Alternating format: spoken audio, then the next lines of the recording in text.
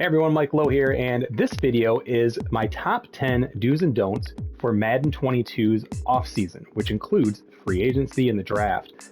There are a number of different ways you can play this game, obviously. If you know anything about me and the way I play this game, I try to keep it as realistic as possible. Part of that realism is kind of playing within the boundaries of this game and also the boundaries of what the AI in this game will do and unfortunately sometimes not do. So let's talk about those things as we go through this list, and let's just go ahead and start with number one right now. Very important don't in Madden's franchise mode is to not spend your entire budget, especially if you're a bad team. Your budget and cap are different things, and that's very important if you're playing in an owner mode, especially like I am doing. It's your money in an owner mode. You use it for bonuses. If you're blowing it all in one offseason as a bad team, you're overspending. Madden does a really great job of simulating what it's like to be a bad team and sign free agents. You have to overpay, right? As I sort here on this franchise screen for salaries, this is after most of free agency is done, I should say. We are at the draft at this point. And so as I sort by the highest paid players on the roster, you're going to see a lot of existing players that I did not sign this offseason, of course. These are players that were already on the roster here for the Lions.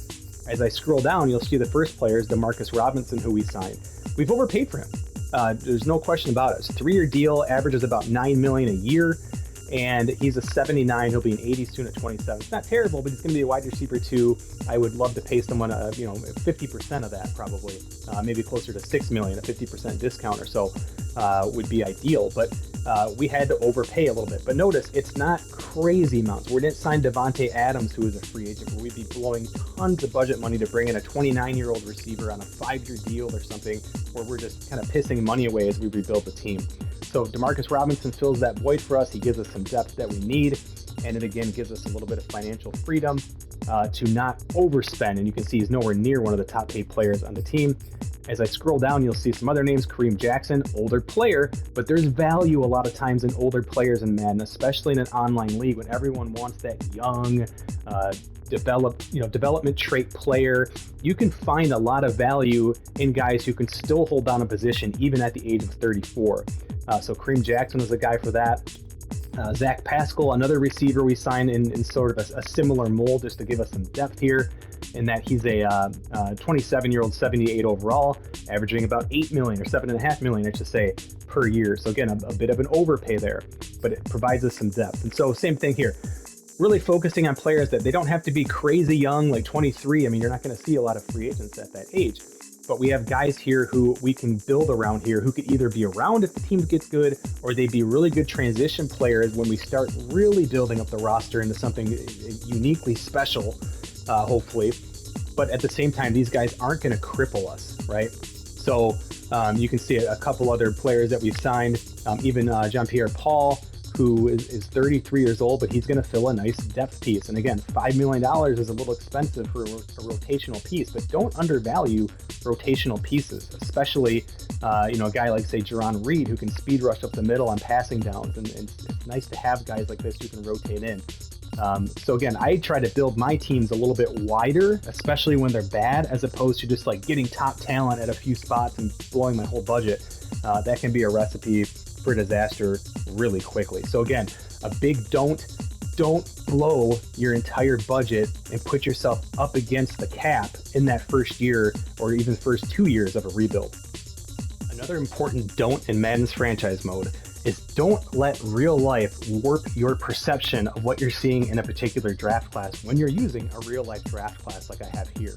So for instance, right now, this is the bowl season in real life at this point. Of course, Thibodeau and as well as Aiden Hutchinson are kind of the 1 and 2 top players on most people's draft boards. That's not the case according to what we're seeing here as far as top prospects. Thibodeau's up there, Kyle Hamilton's up there in the top 3, of course, just like real life, but Hutchinson is way down here. So don't let that cloud you, right? Don't get warped by the names of these guys in real life. You have to kind of look at them as just numbers at this point and see where they're ranking. Madden's rankings a lot of times are very accurate with what you're seeing in those projections. It's not always. There are booms, there are busts, but again, without really having all of that revealed now in the scouting update, you're always going to be safest to kind of keep it close to the vest and stick to these top projections. So in other words, a top 5 player is almost always going to be better. Again, generally speaking, there's always busts and booms, but generally speaking, they're going to be a better, safer pick than even somebody who has just the round 1 projection. So again, don't let real life warp things too much. Again, Malik Willis probably rated a lot higher in this draft class than he is currently in real life. This is almost more of like a beginning of the college football season ranking for him. But the point is just try not to let that warp you too much. You really have to kind of dig in and look at the actual stats of these particular recruits, regardless of which draft class you're loading in, because people who make the draft classes do a really nice job of kind of creating unique scenarios so it's not so predictable. So again, keep an eye out for that. Don't let real life warp your perception. A very important do for the offseason is to pay close attention to the news stories that are generated still, even with scouting update. These are really, really helpful clues. They're not always a one-to-one match where if you have a positive story, they're going to be a great player. But there will be a lot of different clues. And I'm not going to get into, and I don't like to spoil it. I don't like to get in and use a spreadsheet that tells me exactly what every little thing means. It takes the fun out of it for me. But you're going to get clues about potential dev traits. You're going to get clues about potential injury situations, maybe player stamina, little things like this that can really help you. Because again, drafting a great player who has like a 79 or like an 80 injury rating is terrible, especially if you're using a realistic injury slider like I do at my slider set. So again, pay really close to the scouting stories. I take screenshots of all of these different ones throughout the year. And then it's really up to you by how much you want to kind of look at that and break it down. In an online league, you have to make the assumption that there are guys who are really on top of this sort of thing. And so you're almost at a disadvantage by not paying attention to this. So again, keep a really close eye on the scouting stories. These change throughout the season. They don't always archive. So like I can't scroll down and see all of them, for instance, but keep an eye on this as the season goes because they're very, very important. Another very important do is to find a balance in your free agency approach. And again, this is very important as a bad team. You don't need to fill every single hole in free agency, and especially before the draft, because again, you're almost pigeonholing yourself into some very, very tricky situations. So for instance, of course, my Lions could use a quarterback. I don't know. There's not a quarterback exactly that I'm sold on in this particular class, but I've left it open as an option in case someone opens up. Teddy Bridgewater would have been an upgrade for Jared Goff, and financially it probably would have worked out where I could have cut Goff even, but I didn't want to pigeonhole myself because even though his morale has him as a 71, he's really a 75. He's still serviceable, and right now he's still going to be better than really any rookie starting. But I've left the option open. I'm not financially locked into, other than Goff, a ton of money at the quarterback position. If the guy's there, great. If not, I can sign a backup later on in free agency. Same thing, looking at kind of the free agent wide receivers that we signed. We brought in 2 guys. These guys can easily be a 1 and 2 for us. They could also be a 2 and 3. They could be a 1 and 3. There's really any kind of combination I could do. We already have some nice depth here. So we could easily fit in a first, second, third, even fourth round receiver on this team and not pigeonhole ourselves. Same thing, tight end, right? There's room to grow here. And so as I've gone through, I won't go through every single position, but you can see towards the top of the draft, you can really start to think about your position. There are a couple of really, really strong ends on at the top of the draft board. We picked 5th in my franchise here. We have the 5th and 10th pick. It's very, very likely, or at least I'm hoping, that one of those ends that are in the top 5 are going to fall to my pick at 5. So I haven't locked up a huge contract here. At the same time, it's not the end of the world if I go with Levi Owanzarike as my starting end. I know it's not ideal, but I rotate. I use a lot of rotation in Madden because, again, it helps with endurance, and I'd rather have a guy at 70 overall, full endurance, than a guy at like 76 who's dead tired and injured or whatever. So rotational pieces are big. But the idea is, again, you're just leaving some space. Cornerback's a good example. I was close to signing like a Jordan Lewis who would have kind of fit right in here, but I could live with Okuda and Owarie as my starting corners. Even Melifonwu or Bassi as a nickel and dime back, I could live with that. It's not ideal, but we're not, if a great cornerback drops to us, which is actually looking really, really likely in this draft, even at pick 5, if not 10, I'm not pigeonholed. I don't have like $50 million of cap room tied up in 3 cornerbacks already, for instance. So again, it's very important to find a balance in free agency, especially as a bad team. You don't need to fill every single hole, because you're just going to find yourself getting into a very, very challenging situation financially. Allow your depth to allow you to draft for best available player as much as you can, especially early on in the draft. Another very important don't in Madden's offseason is to not reach during the draft. Now, what is a reach? A reach is when you'd be drafting a guy too early, mostly because it's such an important positional need that you have, but you're reaching to take him. You're not getting the most value, in other words, for that pick. So for instance, as I mentioned, we all know the Lions could use an upgrade at quarterback. And so here we are, we picked 5th, right? I mean, we really should be looking at one of these top 5 guys. The first quarterback is down here, 9th. Now, it's not a huge reach, but technically by definition, that would be a reach, right? Let's just say we need like a defensive tackle. It's really, really bad, and I picked 5th. The first defensive tackle is going to be way, way down. I don't even see him, right? He's not even in the top 20. Huge reach, right? That would be a massive reach. And the reason it's important not to do that, again, especially picking early, is you need to get as much value as you can. It's so important for a bad team to hit on those early picks. Otherwise, you're going to stay a bad team. You can start to look around at different positions and say, okay, I shouldn't pick him with the 5th pick. If I need to get a defensive tackle, maybe there's going to be a guy here that's more in this range. Now, this sounds very, very obvious. Like, I don't think anyone's going to be picking, Jordan Davis or whoever as a top 5 pick when they're projected to go 2nd or 3rd round. But some people would maybe stretch it to do a mid or late 1st round pick, and that's still a pretty big reach, because even if you love Jordan Davis, there's 3 other guys you could probably grab in the 2nd, if not 3rd round, right? So it's really important not to reach, especially as a bad team. Let the talent come to you. It's even more important when you start talking about positions where you only have one guy that you need, right? A quarterback, for instance. You only need one quarterback, or at least one starter that you're going to try to build around. Don't push it. You don't have to get him that first offseason, for instance. So let the talent come to you. Don't reach is another huge don't that I have here with the Madden franchise mode. Another very important don't is, as a bad team, do not trade up in the draft, especially the 1st round. It is too expensive, and there are too many unknowns. Even in a Madden draft, this is especially true as a real life draft, but even in Madden.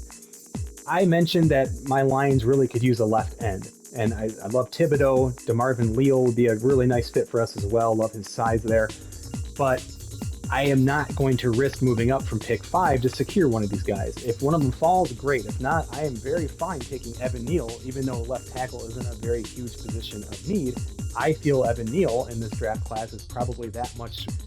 He's such a talented player that I just wouldn't pass on him. I also really like Andrew Booth. There's other things here that would work out in this particular draft class. But trading up is really detrimental to a bad team like my Lions here, because you're giving up so much value for an unknown. There's no guarantee that Leal or Thibodeau are better than Evan Neal or Andrew Booth or Garrett Wilson or any of these other guys that I could grab at pick 5 if I wanted.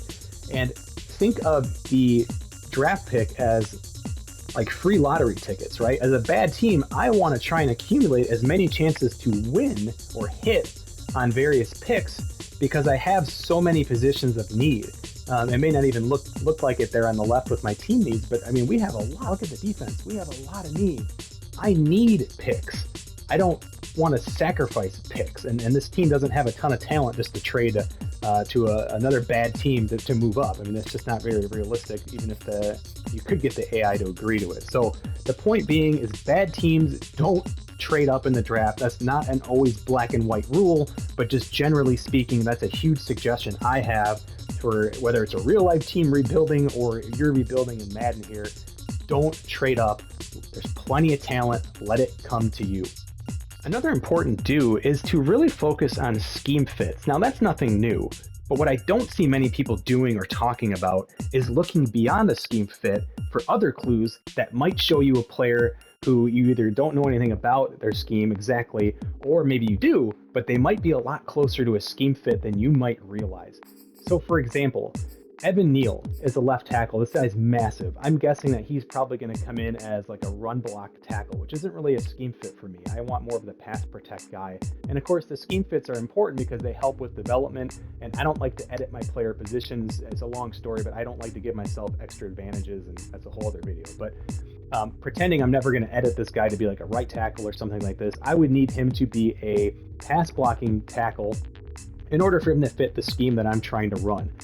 And again, his size lends me to believe, and his strength certainly lends me to believe that bench press is massive, right up around 40, and the strength being elite, it leads me to believe he's probably a run blocking tackle. But when I go look at his skills, I see a B for pass block and I see an A for pass block power. So again, is he still a blocking or a power tackle? Yeah, for sure.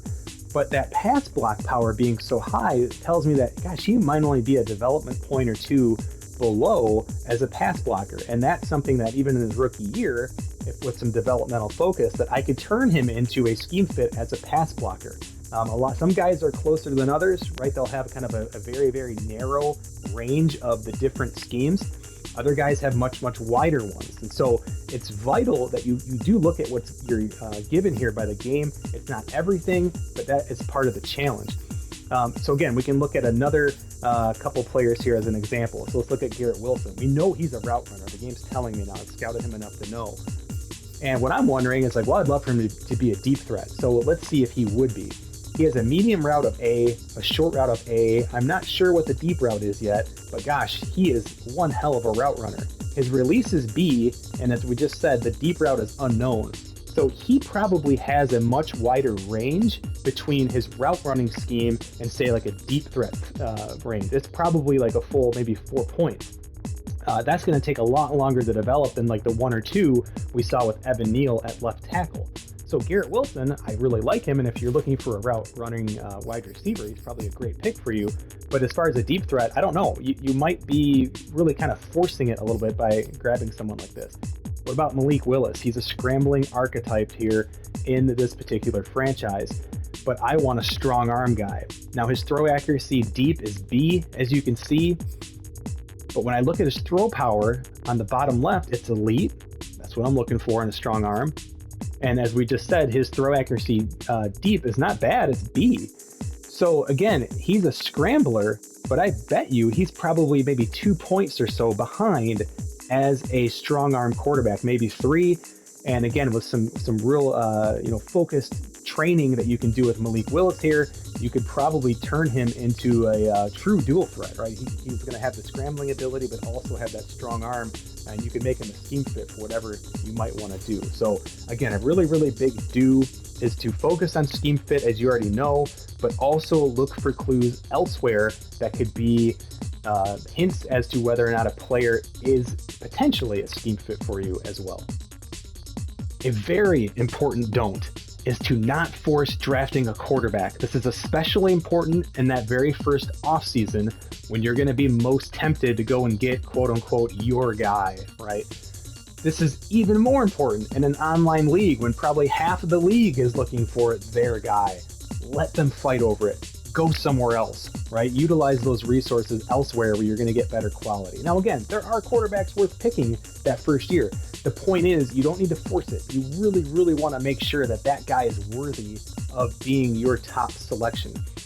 Historically, quarterback success has been a coin flip for first-round quarterbacks. And I'm not talking great quarterbacks versus bad quarterbacks. I'm talking about serviceable versus being out of the league. It's about 50-50 for even first-round picks, right? If you extrapolate that out even further, you'll start to see the number 1 overall pick is by far your most likely success rate for a quarterback. So a Trevor Lawrence, a Matthew Stafford, guys like that. So, and even that's not guaranteed, right? Baker Mayfield, Jamarcus Russell, and so on. After the first pick, there's a pretty strong drop, but you can still find serviceable guys. And again, this is historically in maybe the middle, even maybe early second round pick. Beyond that, it is so incredibly rare. There are exceptions. Russell Wilson, of course, Tom Brady, everyone knows was 6th round pick. But guys, that's not a strategy to build a team around. If you're not picking a quarterback number 1 overall, and you're not really sure, maybe a guy just fell for some bizarre reason to like maybe the middle of the first round, get out of it. don't force a quarterback. It's one of the most important team building aspects, not just in Madden, but even in real life team building, that so many teams start to kind of fall into. You only need one quarterback, right? Hopefully you're going to keep that guy for 10, 12 years or whatever it is. Don't force it. It's a financial disaster, especially picking a first round guy who either never sees the field or ends up hurting your team more than helping. So again, huge don't force drafting a quarterback. Now, I love this do.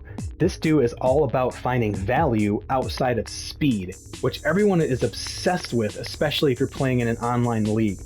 Let this be your money ball of Madden, right? Speed is very important in Madden, sure, but it is also something people just overly obsess over and get way too connected about, and they start to lose focus on other elements that you can utilize to get the most value out of your picks. Now, Garrett Wilson is no secret. He's going to be a top pick in real life and in most Madden leagues. But some people would load this up and they'd click over to the physicals of him and see that he was the 22nd, and even in his college pro day, the 26th receiver. And they'd say this guy's trash. A couple things. First off, on the left, it said his speed is still great. 4.4 is still super fast, right? So this is just a fast draft class. So don't just look at those receiver ratings and be deterred. Some guys in your league will look at just those top two parts of the 40-yard dash and they'll move on. What they're missing is he has an A medium route, and even more important probably is an A short route. This dude in the slot is going to eat people alive, especially teams that only draft for speed. Go ahead, put your fastest corner on him. I'm going to run an inside-out route, and he will be wide open and convert 3rd and 4 all day long against guys like that. So let's look at another example. And again, just focusing on wide receivers here. Let's take a look at a guy, David Bell, out of Purdue, 6'2". As we look at his speed, again, pretty bad, right? His speed's solid, which some guys wouldn't even consider, but it's still sub 4.5. It's still pretty good.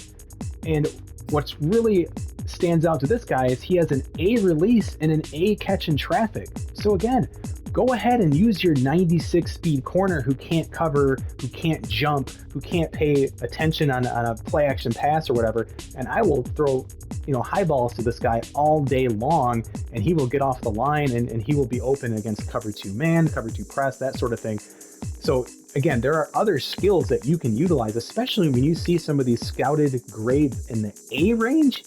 Go get those things. Let them work for you. That's what being a good coach is about. It's not just about drafting speed and running streaks all day long. This isn't mud if you're playing this mode. So again, a real vital part, and one of my very, very favorite things that I refer to as the money ball of Madden is looking for value outside of just speed. Now, finally, my last do is to decide on a strategy for your draft. That sounds so obvious, but so many people just kind of roll in there and maybe they have a draft board in order, but they don't start to anticipate the what ifs of a draft. What if this team in front of you does this? What if the team trades up or whatever?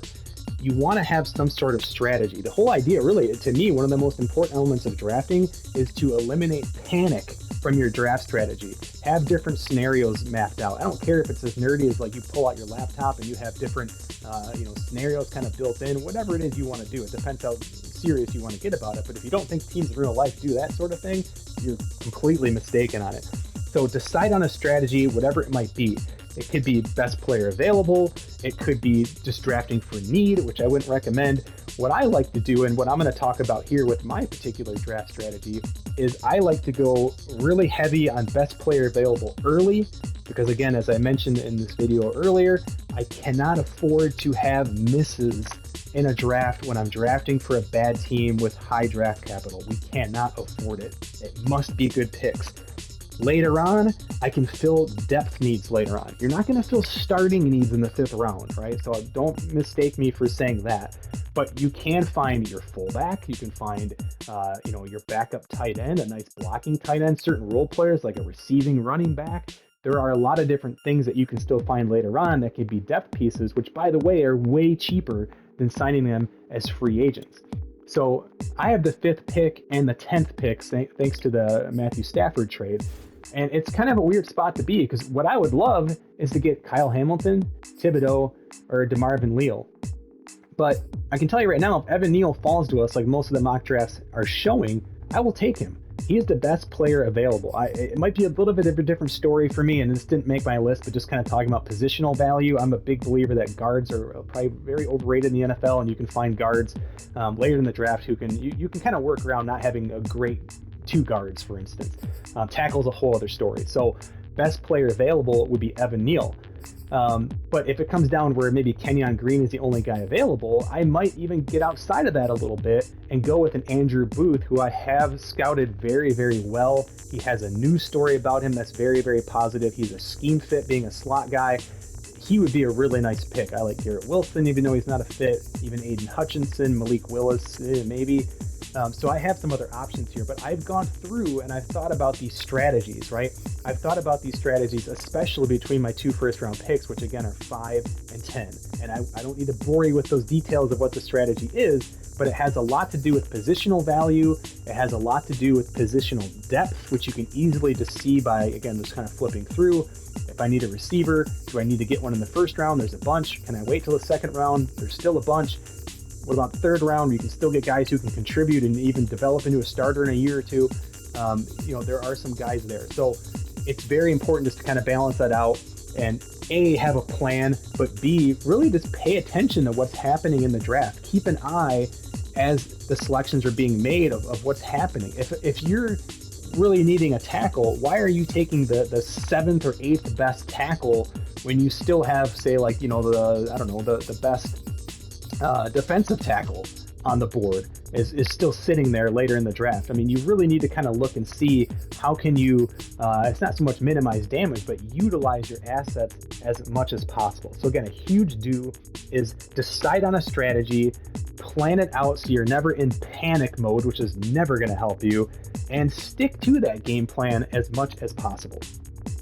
All right, guys, so that is my top 10 do's and don'ts for Madden 22's franchise mode, whether it's the offseason, it's the draft, or just plain old team building, whatever you want to call it. Strategy is important, and following these do's and don'ts are going to help you tremendously.